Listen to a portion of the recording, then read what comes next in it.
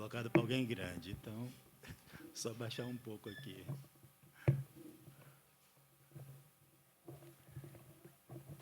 Glória a Deus. Graça e paz. Bom estar aqui com os irmãos mais uma vez, para louvar e exaltar o nome dele, prestar culto àquele que é digno e merecedor. Amém? Meus queridos, antes que eu me esqueça, eu vou dar um breve aviso, que eu acredito que o irmão Alex já tem feito, que é a respeito da nossa igreja, né? A igreja sede, os irmãos gostam de chamar. Ela está completando 50 anos de existência. Amém? Os 50 anos são 50 anos de existência. E a igreja ela passou por momentos tanto de alegria como de uma certa tristeza. E nesses 2 dias, no sábado e domingo, dia 25 e 26 desse mês de outubro, vai estar conosco ali o pastor Paulo Henrique. O pastor Paulo Henrique é filho de um diácono.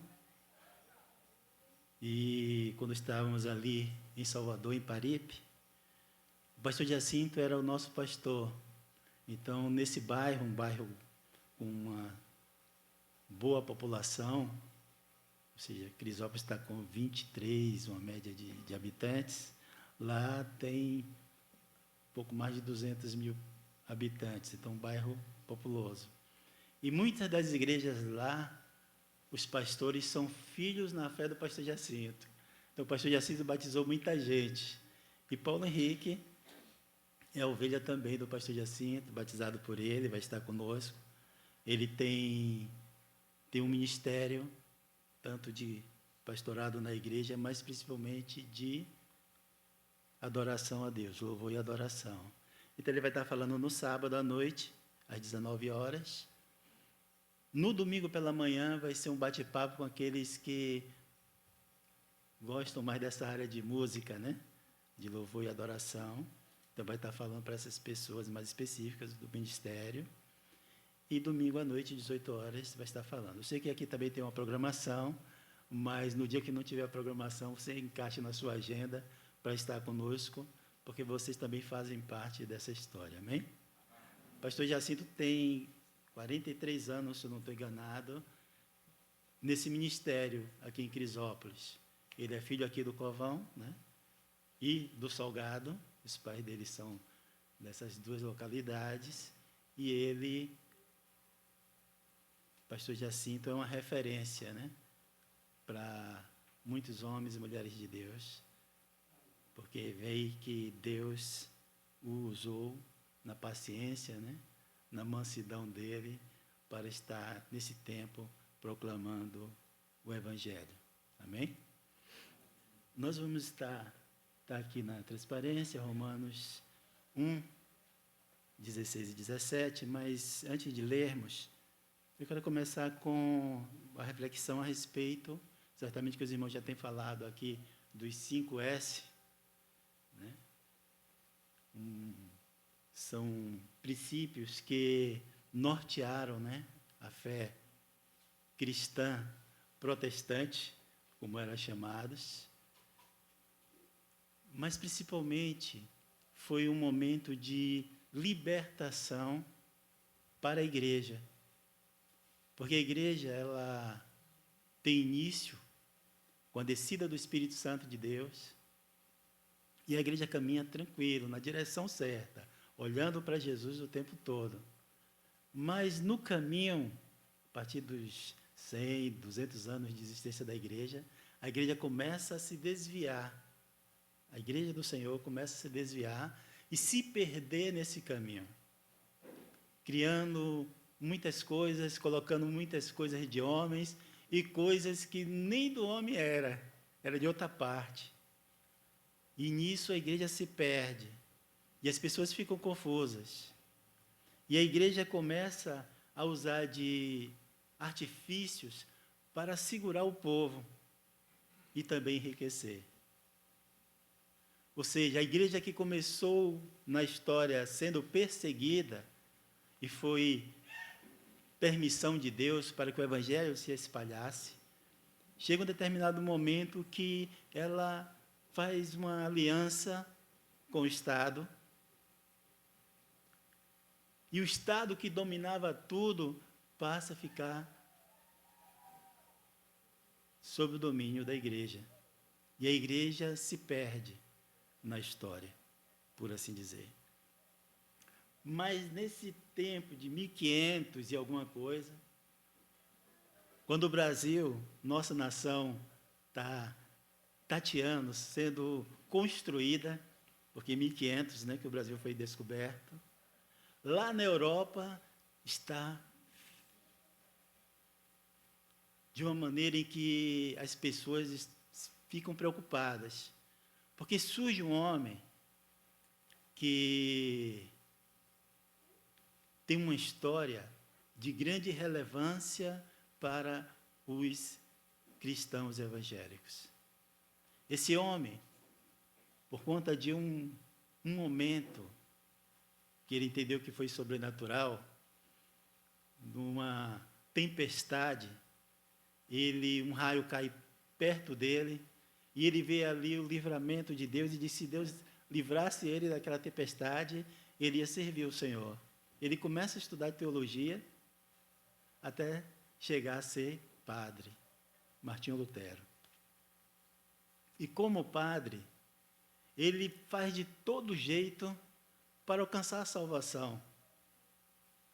E ele vai fazendo várias tentativas, sobe escadas de joelho, orando a Deus, faz penitências, faz muitas coisas, jejum, orações, mas ele não se sente agraciado. Ele não sente que é justificado pelo Senhor. Mas um dia,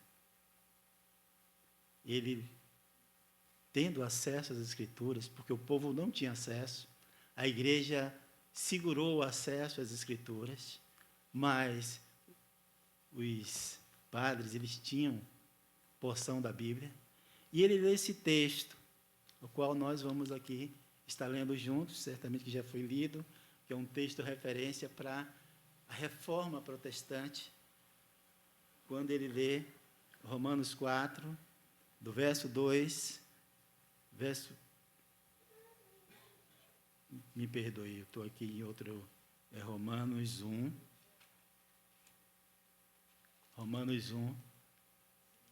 verso 16 e 17. E ele começa a fazer uma reflexão nesse texto, quando diz: porque não me envergonho do Evangelho de Cristo, pois é o poder de Deus para a salvação de todo aquele que crê, primeiro do judeu e também do grego, porque nele se descobre a justiça de Deus, de fé em fé, como está escrito: mas o justo viverá pela fé. Eterno Deus, soberano Pai, nós te louvamos, exaltamos o teu nome, porque podemos nos reunir, Senhor, na tua casa, de portas abertas, junto com os irmãos, para louvar o teu nome, para exaltar o teu nome, para demonstrar a nossa gratidão ao Senhor, pelo teu cuidado em nosso favor. Porque temos, Senhor Deus, da tua parte, a proteção, o cuidado, os livramentos. Temos, Senhor Deus, o abrigo do sol e da chuva, temos o pão de cada dia, temos a tua presença, Senhor Deus, e temos acesso à tua palavra. Por isso, Deus, nós te bendizemos, nós te louvamos, porque o Senhor é um Deus amoroso e tem cuidado de nós. Que nesta noite, Senhor Deus, na continuação de tudo que o Senhor já tem falado, o Senhor possa estar também ministrando através da tua palavra, no nome de Jesus. Amém. Amém? Então, Lutero abre essa passagem e observa algo que ele não conseguia enxergar. Verso 16, Paulo escrevendo: porque eu não me envergonho do Evangelho. E o Evangelho fala de uma pessoa, Jesus Cristo. Então Paulo olha e diz: não me envergonho. Paulo diz que não se envergonha de algo que deve ser muito importante para ele. Porque Lutero conhece a história de Paulo. O Evangelho de Cristo, pois esse Evangelho é o poder de Deus para a salvação. Aquilo que ele não entendia, que ele se esforçava, que ele fazia caridade, que ele tentava de todo jeito alcançar a salvação, agora ele tem uma luz que diz que é através de Jesus, que é o Evangelho, a palavra de Deus, que mostra o caminho da salvação.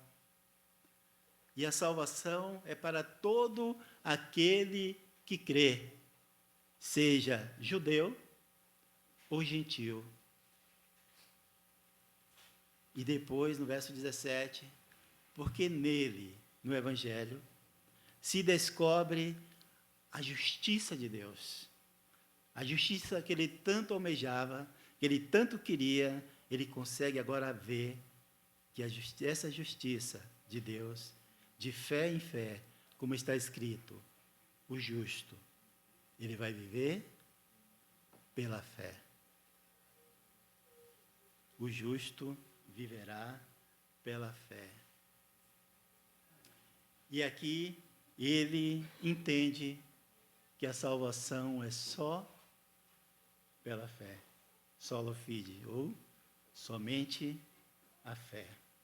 E isso muda a concepção de Lutero com respeito à sua tentativa de se justificar diante de Deus. Ele se esforçava, colocava todo o empenho para ser justo diante de Deus. E não se sentia justo. Mas agora ele vê e descobre também, lá no livro de Efésios 2, de 8 a 10, ele começa a compreender também que é pela graça. Não é pelos nossos esforços, não é pelos nossos méritos que alcançamos a justificação diante do Senhor, mas tão somente pelo ato e o sacrifício de Jesus na cruz do Calvário. E quando nós olhamos para o passado e cremos que o Senhor morreu naquela cruz, tomando o nosso lugar, é que podemos alcançar a salvação em Cristo. Atos 2, de 8 a 10, que diz, vamos todos juntos, que é bem conhecido, porque pela graça, por meio, e isso não vem, é dom de Deus, não vem das obras para que ninguém se glorie, porque somos feitura sua, criados em Cristo Jesus para boas obras, as quais Deus preparou para que andássemos nelas. Então as boas obras, elas vêm acompanhado ao justificado. Não é pelos nossos esforços, pelas nossas boas obras, que nós alcançamos a justificação diante de Deus, mas pelo ato e sacrifício de Jesus naquela cruz. O que também o Senhor, na sua bondade, graça, misericórdia, Ele revelou a Lutero e revela também a todos nós hoje como entender a justificação. E no livro de Colossenses 2,14, Colossenses 2,14, fala a respeito da escritura de dívida que nós temos diante de Deus, o escrito de dívida que nós temos diante do nosso Senhor Colossenses 2,14 diz: havendo riscado a cédula que era contra nós nas suas ordenanças, a qual de alguma maneira nos era contrária, e atirou do meio de nós, cravando na cruz. O que isso significa? Diz que está escrito na lei de Moisés, todos aqueles mandamentos nos acusava. Todos aqueles escritos mostram para o homem o seu erro, o seu pecado, o que afasta-nos de Deus. E a própria Escritura diz que se o homem errasse em um ponto só daqueles, era réu de juízo por toda a lei, por toda a Escritura.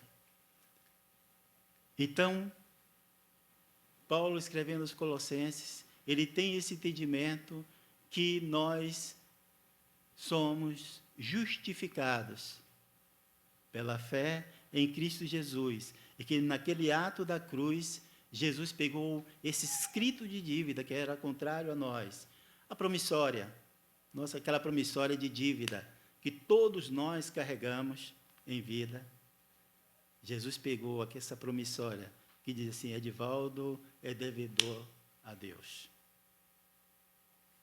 E colocava também seu nome, dizendo que você também era devedor a Deus, porque todos pecaram e separados estão da glória de Deus. Todos, sem exceção. Todos nós pecamos, estamos separados de Deus. Por isso foi necessário Jesus Cristo e a cruz. E naquele ato da cruz, de uma forma simbólica, ele rasga a promissória de dívida que todos nós tínhamos com Deus, devedores, culpados, pecadores diante de Deus. Para entender também um pouco sobre a justificação, o que Deus fez por mim e por você, podemos entender uma ilustração onde um jovem,